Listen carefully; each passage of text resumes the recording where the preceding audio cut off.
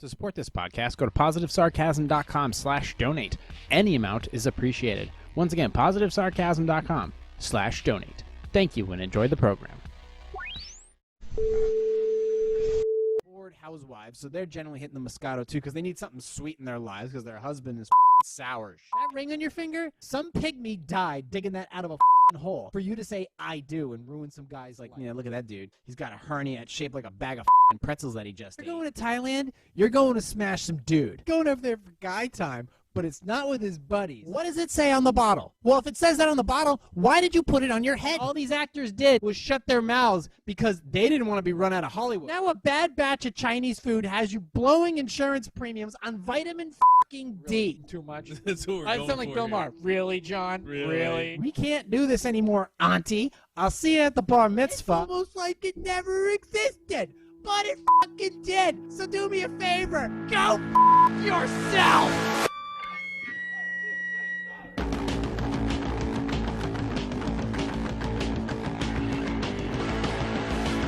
Jay here, PositiveSarcasm.com, recorded here from the sandbox. Like, subscribe, share, donate. PositiveSarcasm.com/donate. Any amount is appreciated. Also, check out my affiliate links for the Webull app, Cash App, Gemini, Coinbase. Just go ahead to PositiveSarcasm.com, click on the contact section, check out the affiliate links there. If you have questions, concerns, comments, you can email me directly, PositiveSarcasm@outlook.com. But if you feel more comfortable, you can go ahead, just right to the contact section, hit me up there, give me all your information. Well, not all your information, just some of your information. I don't need all of it. I don't need your whole life story. Just the facts, ma'am. Just the facts. If you want to have questions, concerns, comments, posing music, if you want to check out my other channels, go to PositiveSarcasm.com. There should be plenty of information there. Or just check out Positive Sarcasm Reactions on YouTube and the original Positive Sarcasm Concept channel. Sippy sip. Holding on. Ooh, wrong pipe. Also, social media, Facebook.com/POS Sarcasm, Facebook.com/Positive Sarcasm, and Instagram at Positive Sarcasm. I haven't really been promoting the TikTok, and I think it's kind of a good thing. Not sure I really want to be on there anymore. I'm sure it's doing anything for me, and not really sure that app is safe. So, starting to lean against putting stuff on there. I don't know. Don't know. Oh, you know what? If I don't know, then chances are I do know. Sorry for the hiatus. I've been focusing on some client work that I had to get done, and it's kind of I'm on like a strict time schedule for each part of the client's work. So I wanted to make sure that I got the vast majority of it done. So I was focusing mostly just on getting that mostly done in its first form and then delivering it to the client, because at the end of the day, this is a video editing site. That's one of the things I do to kind of pay the bills. So forgive me for being away. I just kind of had to, it was one of the things I really had to focus on, put all my energy into. So yeah, but that's actually going quite well. I didn't know I'm always fascinated at myself for I'm like, I can't do this project. I have no idea. I can't piece this together. And then they give me the project, and sure enough, I piece it together, and they really like it. And then it's just a matter of cleaning up the last few remnants of how the client wants their work done. It's so imposter syndrome. It's like, I don't belong here. I can't do this. I have no idea. What I'm getting myself into. I can't put this project together, and then I do, because I just do it. I mean, I guess they came to me for. I do. Sometimes my clients go, "Oh yeah, I saw your work. I saw your work here, or I saw this video that you did, or like that." Then sometimes these clients, they come to me and like, "Never seen any of your shit before in my life, bro." And it's like, and you just decided to go with me. All right, well, I appreciate your blind faith. So, bombs away. Also, wanted to, let's see. I'll do that piece after. It'll probably be a short podcast, but I'll do the countries to boycott removal after. I wanted to make note of the flooding in Hampton. I just got a text from somebody very dear to me to just like, I hope you're okay. I mean, I saw that this happening down in Hampton and da-da-da-da. I'm like, and then I realized, oh yeah, that was pretty bad. Well, so it was So I was just woke up. It was raining. I was like, okay. I was hanging out for the day, anyways, at the sandbox with my pupper, and I didn't really even bother to look out the window. Didn't even bother. Didn't bother to look out the door. Everything I was doing was inside. Nothing going on outside, because all I know is it's been so freaking cold by the seacoast the past few weeks here. I was like, I know it. December's going to be beautiful, and then we're going to hit January, and 1 week into January, it's just going to go full day after tomorrow. And sure enough, and I'm like, it seems really windy out there. It seems like the rain's really killing it. And I currently live in a flood area where it kind of swoops down. So when it rains, all the water from the main boardwalk just goes down into this road, this avenue. And then we have the marshes on the other side, which separate Ashworth Avenue from the nuclear power plant. Great, I'm just painting a real pretty picture. And those marshes, when it starts to rain, they rise, and the next thing you know, everything from one side is flooding down into the street, and then everything from the marshes overflows and floods into the street. And it was just a crazy ass downpour of water from all different directions. And I just like, all right, well, let me just look out the window. And what I saw, I never thought I'd see it before in my life. I'm like, okay, I've seen a little flooding. I've driven through some puddles. No big deal. It's no big deal. I looked at the window and went, Jesus fucking Christ. I felt like I was in Noah's Ark. I looked out the window. I looked out the door, just to, like, peek through the glass, and the entire street was underwater. I'm kidding. I'm not kidding at all. It's like, because I've never lived in a scenario like that, even in Florida or in obviously up here where I went to high school. I lived on a mountain, so flooding was never a concern. I mean, when I lived in the small city of Manchester, there was some flooding, but nothing I was ever really concerned about. But I looked outside, and it was no cars. Like basically my first view was I looked across the street. I looked across the street, which was completely underwater, and all I saw was this guy's silver Porsche just sitting there with its hazard lights on. I think that was like just down the street, about a couple thousand feet, and it wasn't going anywhere. I mean, the water was all the way up to the top of his wheel wells. Now, granted, it is a Porsche, but that's how crazy it was. So I was like, okay, well, the Mustang's put away very well for the wintertime. Now it's got a 6-inch concrete bunker around it, so it should be in relatively good shape. There was no issues there. The Lincoln's pretty high off the ground, so that was not an issue of mine to really, I'm like, well, whatever, it's just a cheap, sailboat that I use during the wintertime, so not really an issue for me. But the water was insane. The only thing that was getting through on the roads was trucks. Like, even just like, soccer mom SUVs, I don't think they would have had a prayer. It was just, for that morning, for most of that day, it was just trucks. But it was nuts. I was like, I couldn't believe it. I looked out. I was able to see my front step. So you have my porch, then it goes down to the front step. That was all water. The sidewalk, all water. The road was obviously a river. Like, if it was like Oregon Trail, I would be like, I'd be putting the friggin' thingy on stacks and trying to forge across to the other side. It was nuts. I couldn't believe it. I've never seen it before in my life. I had a feeling I'd be running into some flooding. I didn't think it would be that crazy. It is concerning, because if it was like another, 2 or 3 inches, it could be that, like, that shit is now near my front door, and I have to actually consider being like, well, first of all, I can't really do anything. I can't go anywhere. If it's on my front door, it's like, well, I guess I'm just going to sit here until whatever happens. I mean, it does eventually go away. It went away so quickly, though, like, to the point where the morning and in the early afternoon, it was all raining and flooding and winds. And then by 3 o'clock, the road was completely dry.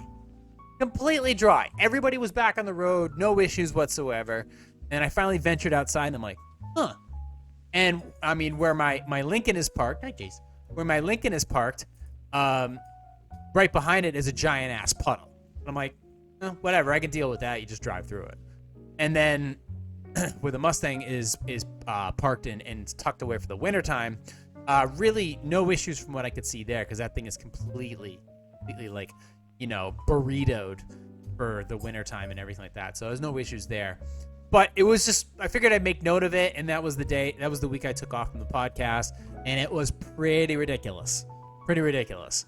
So anybody, it's just a word of advice, or piece of advice, if you are, spending some time down here during the wintertime or during the early spring, if you're in certain parts of Hampton, it absolutely can flood very easily. You just need a day of decent rain, and shit can get weird. But on like a hard nor'easter type of event, or just a hard rain, and then this actual whole street will go completely underwater. So I just wanted to make note of that.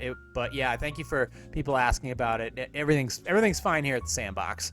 So, however, I didn't realize that there's a switch in the house that turns off the coils that keep the pipes warm. So my pipes froze, which is great. But and at like 3 o'clock in the morning, all of a sudden they all came blasting on once I turned on the switch. So, anyways, I did want to get to some articles, and then I want to close up shop for this week. But I wanted to mention, obviously, I'm like, if these countries are not accepting of me or of other people, it's like, well, why do I give a shit about you? Why would I buy products from you? Why would I spend any time in your stupid country? Why would I even waste my time? So I'm like, all right, I had a bunch of countries. It's like, all right, this is really easy for me. I won't buy shit from your country. I won't visit your country. I won't promote your country. And when I say your country, I don't mean just your country. I mean your continent. I mean your states. I mean your cities. Like, Boston can kiss my ass. California can suck a dick. Australia, I got a lot of beef with Australia. Germany, yep, rinse and repeat. Britain, however, for a while was one of those countries I wanted nothing to do with. First of all, whether it was buying products from them or promoting travel there or whatever. So now it's kind of funny because this leader that they got there, this Prime Minister Boris Johnson, he's an interesting cat for sure, but I love it where just after a couple weeks after he basically got caught partying, maskless, oh my god, he decides he goes right into Parliament. It's funny to watch Parliament in session, because they're such shit talkers. It's like, Madam Secretary or whatever, and it's like, oh, you're a bollocks fucking cunt, and they're all screaming, yelling, ah, ha, ha, ha. They're laughing. I think it's humorous. I think it's way more interesting content to actually watch British Parliament attack each other. Well, they don't attack each other. There are some countries that their parliaments where people get into fucking fist fights on the floor. Where in British Parliament they mock each other, they yell at each other, they call each other names. They're like, I think you're a silly sod. I think your mother should have aborted you. And they just yell at each other, and they mock the shit out of each other. And this one was great because when Boris Johnson announced that there would be no more mandates, no more corona stuff, all mask stuff is over and done with. He's like, it's done, it's over. He looked down, and as soon as he announced it, everybody started clapping and everybody started laughing at him because he's a fucking fool. He's an absolute fool because he got caught. people are getting caught. A lot of these leaders are getting caught. They're getting caught. They're getting videotaped. They're getting ratted on, and the narrative is collapsing behind this whole thing.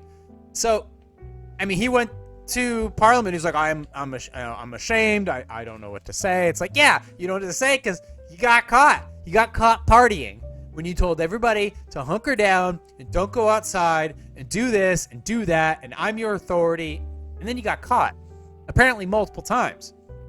So the article, this is from Penn Live, Patriot News, but I wanted to, let me go ahead and, there it is. So UK coronavirus Partygate report expected soon could end Prime Minister's career. That's merely skeptical, blah, blah, blah. I mean, I don't know if that's possible, but I'll read this stuff. This is from by Jill Lawless of the Associated Press. Prime Minister Boris Johnson is bracing for the conclusions of an investigation into allegations of lockdown breaching parties, because they had significant lockdowns there in the UK. And while this is going on, apparently it's called like Downing Street. I don't know what downtown Abbey looking fucking town. I don't know your layout of your towns. Or your streets or whatever. So. Document that could, allegations of lockdown breaching parties, a document that could help him end weeks of scandal discontent or bring his time in office to an abrupt close. Senior civil servant Sue Gray could turn in her report to the government as soon as Wednesday. Johnson's office has promised to publish its findings. Oh, that's looking good. And Prime Minister will address Parliament about it soon after. When was this? Is this the one I was looking for? January 26, 22. Yep, that's the right one. Gray's office wouldn't comment on timing.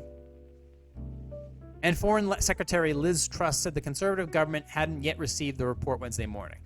Quote, I expect we won't have much longer to wait, she told the BBC. Truss said she couldn't guarantee the government would publish the full report, saying there could be security issues. That means part of it are problematic to publish, but we will absolutely publish the findings of the report. Allegations that the Prime Minister and his staff flouted restrictions imposed in the country to curb the spread of the coronavirus have caused public anger, led some conservative lawmakers to call for Johnson's resignation, and triggered intense infighting inside the governing party. Wednesday's headlining provided more bad news for Johnson, whose popularity and opinion polls have plunged amid the scandal. The Guardian's front page headline spoke of PM's peril, while the left-leaning Daily Mirror said bluntly, numbers up PM.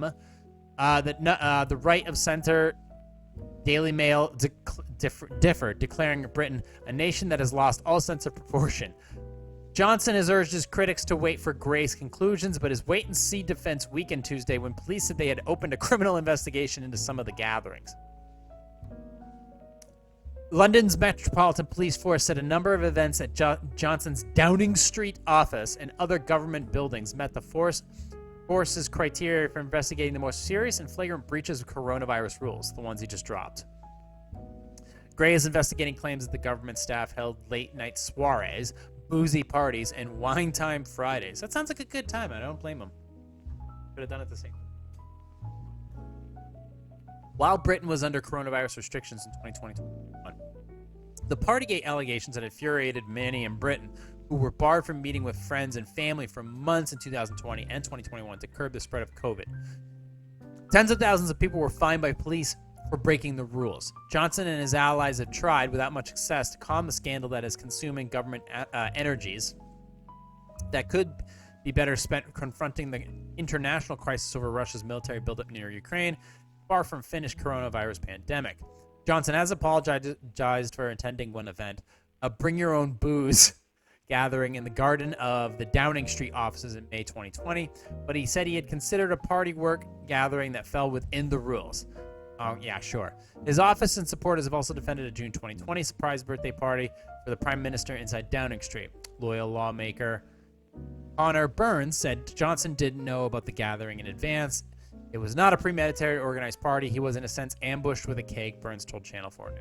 Yeah, sure. Okay. So the narrative for all these people is just fucking crumbling. All these leaders telling you can't go and do shit, and then they go and do shit. Just like the freaking governor of California who attended that freaking dinner at the French Laundry, completely inside. He said he was outdoors and everybody was wearing masks, and then the pictures come out. He's indoors and he's wearing fucking jeans, and that's about all he's wearing. It's just like the narrative. It's such bullshit. And they're finally getting called out, and people are just tired. They don't want to deal with it anymore. And these clowns that are running, say they're running the country or running these cities or running these states, the jig's up. People are fucking tired of it. They're not putting up with it. Have you seen that trucker convoy that's going over to Ottawa this week? It's insanity. I don't know how what much of a difference it'll make. I don't know. First of all, they all have to be, all these truckers have to be jabbed. All these truckers have to be jabbed in order to be allowed to go back and forth over the border so that they can deliver goods and services. It's like, why would you bite the hand that feeds you?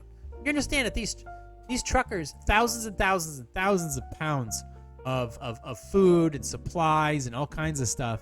And if you don't allow them to cross the border, it's like, well, then they can't bring the stuff. They can't bring you stuff. They can't stock your shelves. And this is January. January is a heavy turnover month for supplies, a heavy turnover month for stocking shelves at grocery stores. And we're still in a supply chain crunch, per se. I wouldn't call it a crisis just yet. At least I haven't seen it. I do understand that I have seen some shelves that are looking a little emptier than normal. But it's nothing close to what I saw when people started freaking out in that March of 2020. But, I mean, I have seen some of it. But I could totally understand what would happen if you said, okay, you guys, none of you guys can come over the border now and deliver goods and services. It's like, all right. Well, I guess your people starve. I mean, we deliver fuel. We deliver supplies. We deliver food. We deliver all this stuff. We deliver drugs, medication, medical equipment. Give this, that, and pretty much everything else. So they're all like, they all just said fuck it, and they all took off, and they're heading for Ottawa for some convoy strike. I would like to see some major changes happen, but some of these people just won't.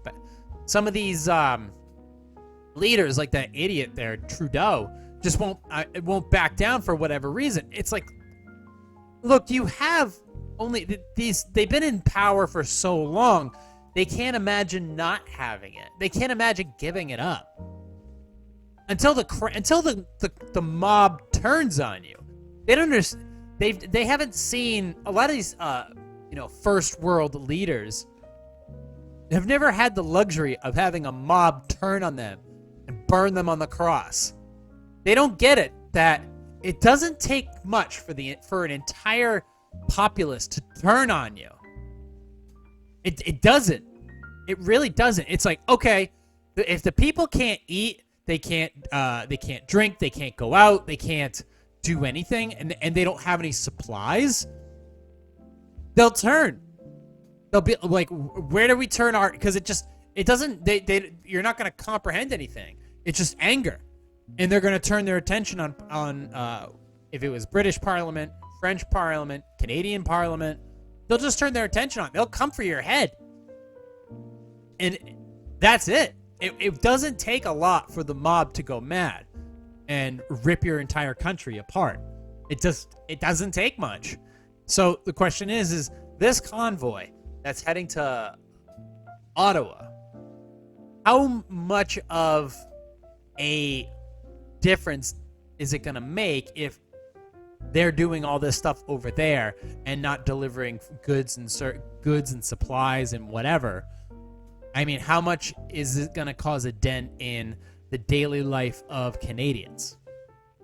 It's concerning, but if there's a supply chain issue and they're not delivering anything and the price of things continue to rise, first of all, it's going to cause, by them doing this convoy thing, if they are actually causing a strain on the supplies, they are hurting their own citizens. But then again, is that their own fault? Is that their own doing? Their citizens were being, there's a 10 p.m. curfew. There's a curfew. As an adult, you have a curfew in your own country. That's bullshit, bonkers, crazy. Oh yeah, and by the way, how's your universal health care thing? Your social health care going on right now in freaking Canada? Not looking too good right now either. And granted, ours isn't great either. Ours is utter dog shit. But you've got nothing. You've got nothing to fucking shoot fireworks about either. But it's amazing how quickly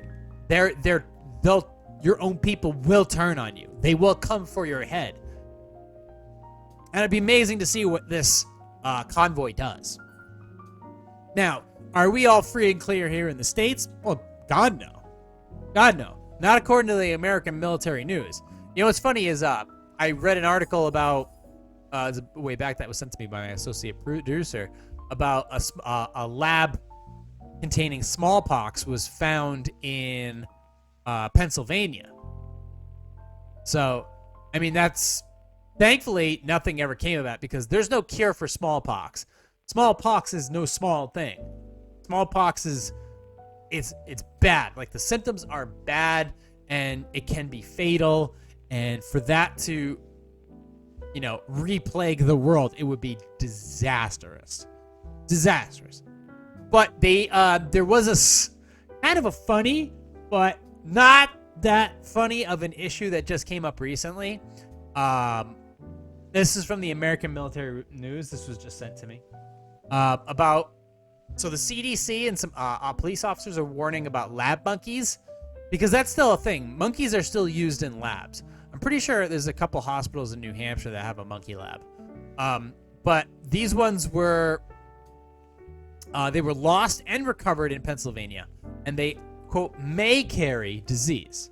So about a truck carrying 100 lab monkeys crashed on Saturday, allowing some of the primates to escape. Thankfully, it's really effing cold in Pennsylvania. So if these monkeys did get out, chances are they probably did freeze to death. A woman who came in contact with one of the monkeys has fallen ill. The Center for Disease Control and Law Enforcement warned the primates could be carrying disease. What monkey isn't carrying disease? So according to Fox 8, a truck was hauling the African monkeys. Oh, great. African monkeys to a lab in Missouri when it struck a dump truck on the side of the interstate in Pennsylvania. Michelle Fallon said she pulled over her own vehicle to help those impacted by the incident. Smart plan. I thought I was doing the right thing by helping. I had no idea it would turn out this way, Fallon said. He just asked if his trailer was okay. He never said, if you do come near a crate, do not touch it. He would have, if he would have told me that, I would have been more careful. Officials warned the public to not to go near the monkeys that had escaped because they could be carrying disease. The warning came too late for Fallon. I was close to the monkeys. I touched the crates. I walked through their feces, so I was very close. So I called to inquire, was I safe? Fallon said. After the monkeys were recovered, the CDC told Fallon that she should take precautions of how close she was to the animals. The center said the monkeys are known to spread herpes virus B through saliva, feces, and urine. Fallon has since developed pink eye-like symptoms. Oh, that's not too bad. Received her first dose of the rabies vaccine, as well as antiviral medication. So if you're a human and if you encounter rabies, but you get a shot for it right away, you can recover from it just fine. If you're an animal or a dog and you're not vaccinated for rabies and you encounter it, you're dead. You can't save them. The dog gets bit by another dog that has rabies, and your dog has rabies, your dog's done. It's a horrible, tragic situation. It's just super sad. But if your dog gets jabbed against rabies and comes across it, should be okay. And for humans, like I said, if they come across it, but they get the shot after, they should be fine. But you do have to take precaution. You do have to go and get it taken care of right away. And apparently it's painful too, the shots. But she developed pink eye-like symptoms, received her first dose of the rabies vaccine, as well as other antiviral medication. Quote, because the monkey did hiss at me, and there was feces around, I did have an open cut. They just want to be precautious, Fallon said. USA Today reported that the type of research for which the monkeys were being used was unclear, but the outlet said that the primates are usually used in medical research. Well, no shit. Before locating the missing monkeys, Pennsylvania state troopers tweeted that the public should steer clear of the wild animals. Crash update. There is. Oh, I love it. So this is Troopers Pelichek and Lesher. Crash update. There is still one monkey unaccounted for, but we are asking that no one attempt to look for or capture the animal. Anyone who sees or locates the monkey is asked not to approach, attempt to catch, or come in contact with the monkey. Please call 911 immediately. Trooper Lesher previously commented that the warning was due to it not being domesticated animal and them being in unknown territory. It's hard to say how they would react to a human approaching them. God, that is so whacked out. But I mean, it's really cold. I mean, and I'm sure it's really cold in Pennsylvania too. Like they have those. Pennsylvania is one of those states where they're like on the news, and you see like 58 cars just piled up on the side of the road because everything is like a sheet of ice. We had that issue here a couple weeks ago too, but Pennsylvania is one of those states that has that issue, where it's like maybe it's a little warmer, so it rains and then it gets a little colder immediately, and the next thing you know, everything is a skating rink. But I mean, if these monkeys are out there, I don't know how long they would survive in freezing ass temperatures. And we're in a crazy cold spiral right now. Crazy cold front right now. And I'm not sure, like my dog freaking, he'll be walking like on the sand and then he'll stop and he'll lift his paw because his foot is frozen. Like I've never seen this before where, a dog all of a sudden, like I'm seeing dogs walking in the mornings in these freezing cold environments. They're just walking along. They don't give a shit. But, my freaking sensitive Sally of a pupper, he's like walking and all of a sudden he stops and he like lifts his paw and it's like, my foot's frozen. So I'm like, I had to grab him. Like I have gloves on, so I collapse my hand, collapse the gloves around his foot, and I just let it warm up like that. So it's one of those things. It's cute. It's kind of pathetic, but kind of funny at the same time. But I do it so he can he can warm back up a little bit and continue walking. But I don't keep him out too much because I don't want his actual foot to get damaged. But it's like I said, if it's cold enough for him, I can only imagine what these freaking monkeys are. There's one unaccounted for apparently. Well, let me see. What was that last text? There is still one monkey unaccounted for. So yeah, we got, you got the entire state of Pennsylvania. You got one monkey left. So I'm pretty sure no big deal. But this is how this shit starts. Somebody gets infected. She comes across another person, but I mean, it depends on what the monkey is carrying as far as diseases. But this lab shit is ridiculous. I mean, we had the issue with the puppies and the NIH and Fauci.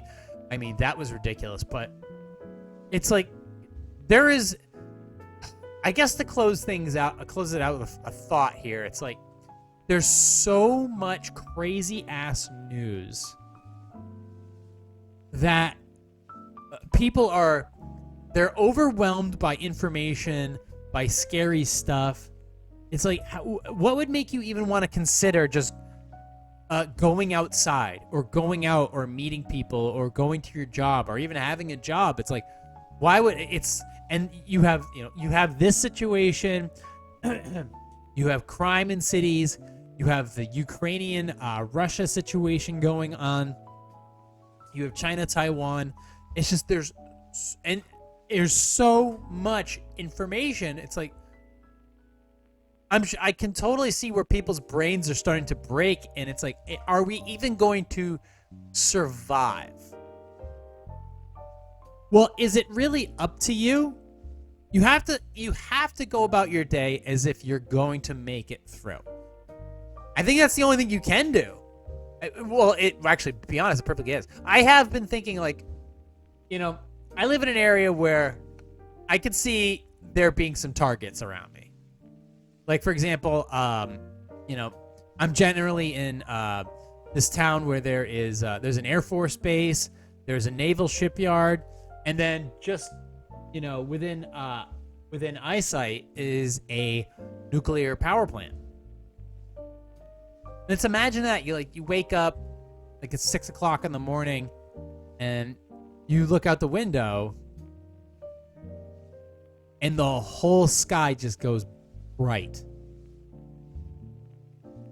And what you realize, and it may not be the power plant, but you just realize that,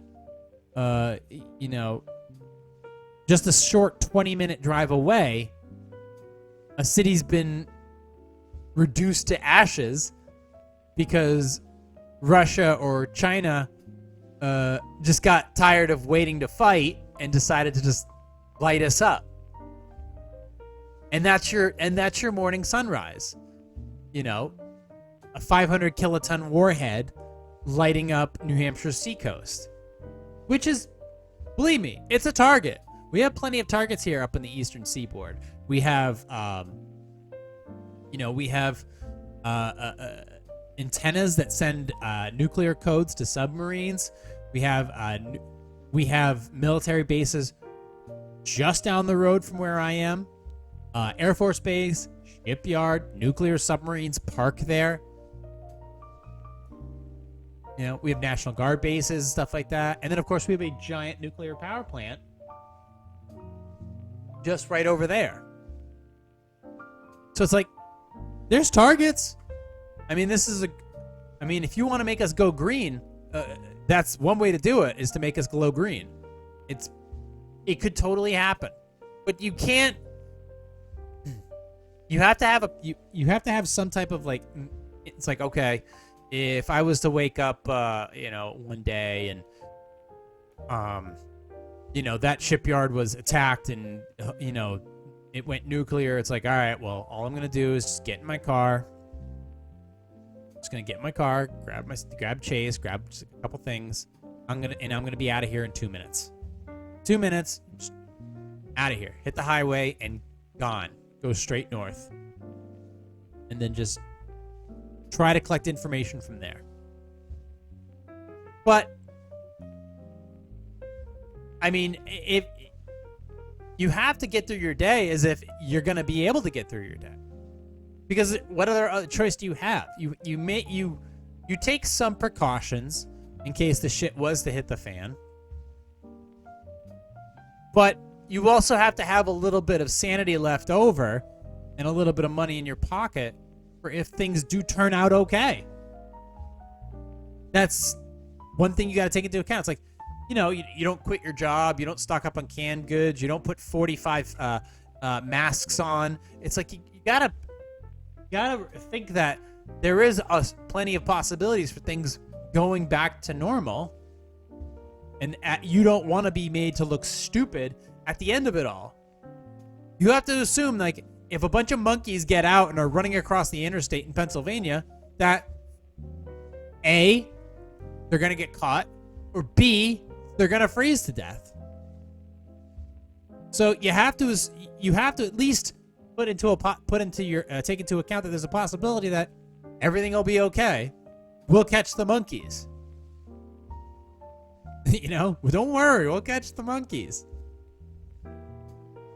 So, yeah, could it be a bad situation? Yeah, it's true. It's true. I don't like that we still do a ton of this this lab animal stuff. Like, I think, like, first of all, do I give a shit about the monkeys? Not really. The monkeys, I don't. The pigs, yeah, kind of, a little bit. I'd rather they be bacon. I'd rather they be bacon, not lab experiments. I'd rather they be bacon. Dogs, I'm completely against. Dogs and cats, I'm completely against any type of animal experimentation. I think it should be flat out outlawed. And any American institution that funds or okays any type of experiment that has to do with that, I think those people should be arrested. I'm not a fucking fan of that whatsoever. So I'm disgusted that one of our highest paid federal personnel would have okayed that or funded something like that. It's absolutely disgusting. I'm not a fan of it whatsoever. And I think that's criminal. I think it's absolute criminal. I just heard that Spain is passing some laws that make your animals, make your dogs part of your family, basically. Doesn't make them actually like ownership. It makes them like actual family members. So I mean, I think that's pretty cool. I think it's really cool because you obviously know my feelings on the issue as far as, Chase and I try and never leave his side. We do almost everything together. So I think it's extremely important to set that example. Yeah. So, that's what I wanted to get to this week. There was a lot of other news and stuff like that. I know I'm still keeping an eye on Russia and Ukraine. But right now, that's still just there's some people on this side of the border. There's some people that outside of the border. That would turn off into. I mean, I would continue to just keep an eye out on that because that shit can get south real quick. Right now, there's a lot of posturing. Right now, there's there's a buildup on one side of the border, and then there's a huge buildup on the Russian side of the border. But how that's going to affect the market, how that's going to affect daily life here, I don't know. I have no idea. But it is the one thing I would want you to pay attention to. I wouldn't worry about the monkeys. But I would continue to keep an eye on what's happening in Ukraine and Russia, because I'm pretty sure if one of them happens, the China-Taiwan thing could most likely happen as well. And then shit's going to break loose. And that would seriously affect the market, and it would also affect your daily decision making. So just keep that in mind. It's just a couple of the things that I've been kind of keeping an eye on. But for now, there's not enough to move the story forward. It's basically there's a buildup of troops on the Ukrainian border, 100,000 Russian troops. There's some American military, NATO military, and a few others that are offering assistance to the Ukrainians, which really wouldn't hold a candle to any Russian invasion. But at this point, it was it could have happened as early as early January. Nothing's happened as of yet, so not really sure what right now is. It's just posturing. Nothing else is really kind of taking place. If there's more information or shit really does get out of hand, I'll look into it and give you more. But in the meantime, we'll close up shop for today. There's no Q&A for this week. If you do have questions, concerns, or comments, just go ahead and email me, positivesarcasm@outlook.com. You can also hit me up through my website, contact me there.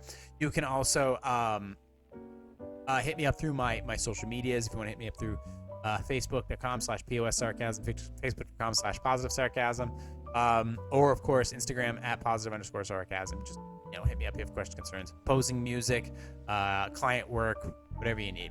In the meantime, we're coming up on just over 40 minutes. I want to thank you guys for listening, watching, subscribing.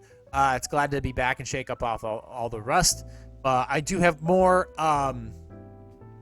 client work that I do have coming up very soon, but I actually have to take off for Florida in early February.